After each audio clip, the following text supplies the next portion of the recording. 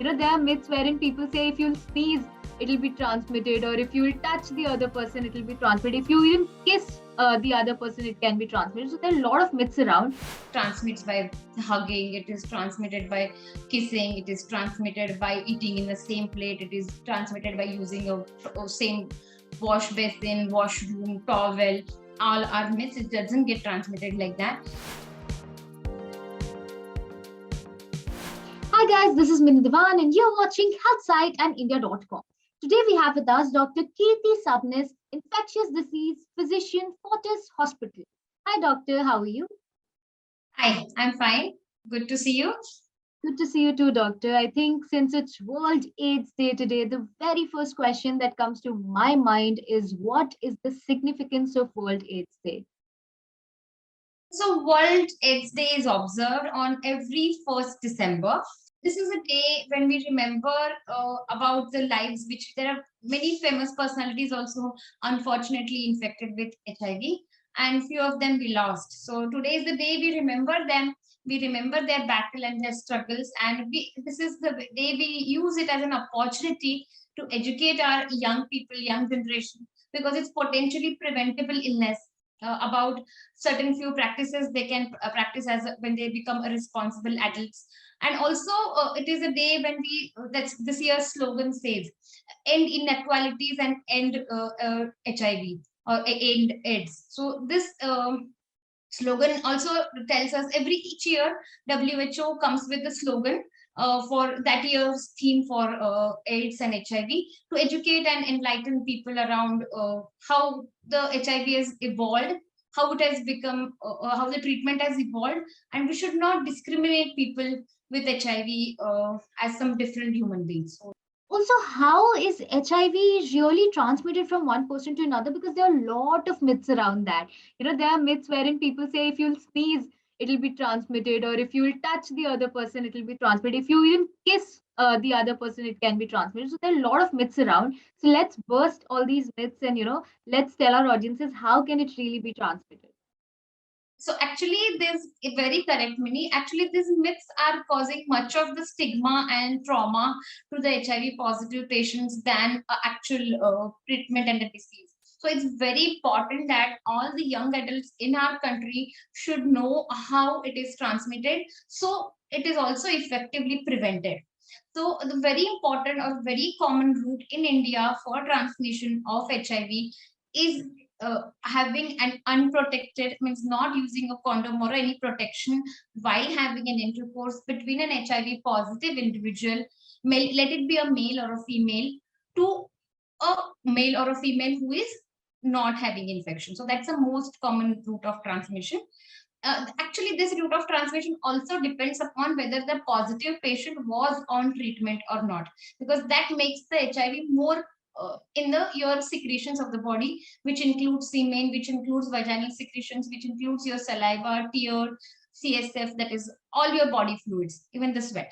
So if the patient is detected, patient is on treatment, and patient is very well controlled on the treatment, possibility of transmission from that person who is HIV positive to other person is very less. But still, that possibility is not zero. The virus is present in all secretions. Very minimal majority of the quantities which are present, which are responsible for transmission, are semen, vaginal secretions, saliva sometimes, and blood. So these are the four things which can transmit. So people should take precautions while having unprotected intercourse.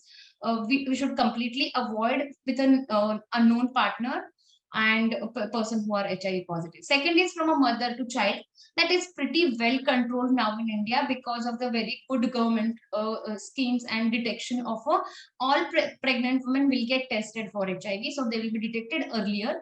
And when a woman gets tested, obviously her partner will be getting tested, so that reduces the burden of undetected cases and transmission. And third is transmission from unchecked or contaminated blood products, which majority of the times includes whole blood, platelets, and FFP. So this is another third important route of transmission. So that's why the blood bank we should take, or whenever the blood is donated, whenever any of our relatives require blood transfusion, it should be taken from a authentic blood bank which gets tested. It should not, generally the blood banks don't sell it, so we should be, people they donate and the blood banks give it to somebody to use it. So we should not use the blood from unauthentic services. We should use it from authentic blood banks, which are properly tested. So these are the three common routes. All other myths, like it transmits by hugging, it is transmitted by kissing, it is transmitted by eating in the same plate, it is transmitted by using a same wash basin, washroom, towel. All are myths. It doesn't get transmitted like that. We should not discriminate people with HIV basis on these terms. This is very important, and that helps in detecting and treating the patients better. True. That's true. Also, now let's shift our focus towards the treatment of AIDS and HIV. How far have we come when it comes to treatment? Are there any newer advances? Yes, actually, it's a very good news, Mini, that we have. So, first HIV patient was diagnosed in 1982, 1983. Actual HIV treatment started somewhere around 1998 to 2000. So, from that, we have evolved very much. Now, if you see, there are many studies available. I'm not talking only with my experience. I'm talking about overall world's experience in the last 40 years. So the treatment has evolved really well. That's why I'm telling that HIV has become a disease like a diabetes. You detect early, you take precautions, you take good medicines, and your lifespan, your life quality of life will be as good as any other normal person. So they need to keep themselves physically active. They should maintain their weight. They should take their medicines. They should check with their infectious disease physician at least once in 6 months, because once you're on a good therapy, good control, we don't need to do the tests also very often. So it is like a diabetes. The medicines are, majority of the medicines, if they are taken properly, they are once a day medicines. You take it every day in the night, and that is for lifelong. But people get very much carried away. I see a lot of patients who are coming, taking medicines. They come in very like severe infected state. They get medicine, they get better, and once they get better, they get carried away. They think that they are not going to, now they are well, they are not going to fall ill again, and they stop medicines. So it is not like that. It is like diabetes.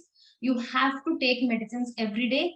Medicines do have side effects, but those side effects will be very well adjusted by your infectious disease physician. So it has become like a chronic illness. So HIV is no longer like you will have disease and you will die.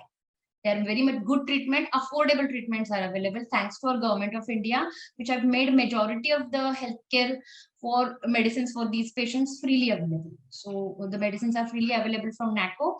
It is also available in the private sector. They can buy it also, but if people who are not affording, its treatment is not denied to them. It is available.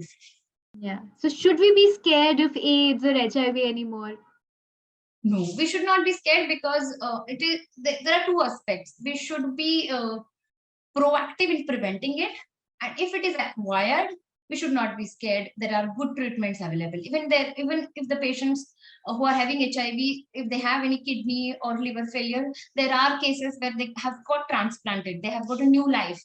So I think it's a good time to, World's AIDS Day is a good time to remember about what proactive measures we can take to prevent HIV. That is very important. And if HIV is acquired, there are good medicines available which can keep it under control. But till now there is no escape from medicine, so people should take their medicines regularly, and we should not discriminate or give any unequal opportunities to the patients with HIV, because they have a normal, good lifespan ahead. That's true. Thank you so much, doctor. Thank you for Thank joining us you. today. I think the audiences will go back home with lots of valuable insights. So thank you for that. Thanks. Thanks. Pleasure to be here.